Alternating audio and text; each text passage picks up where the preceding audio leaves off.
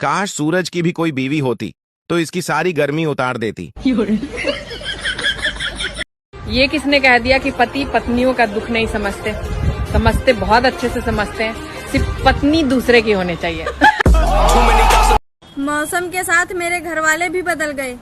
ठंडी में ये कहकर उठाते थे उठ जा सुबह हो गई, और अब तो सीधा पंखा ही बंद कर देते हैं।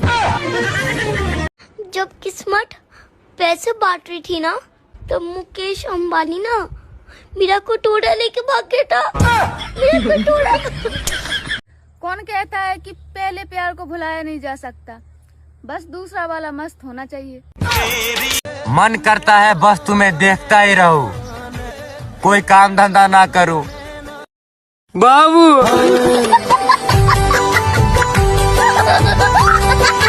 ঘরের লোকে বলে যে বেশি ফোন ঘাটিস না, তো বলি আমার কাছে তো একটাই ফোন আছে।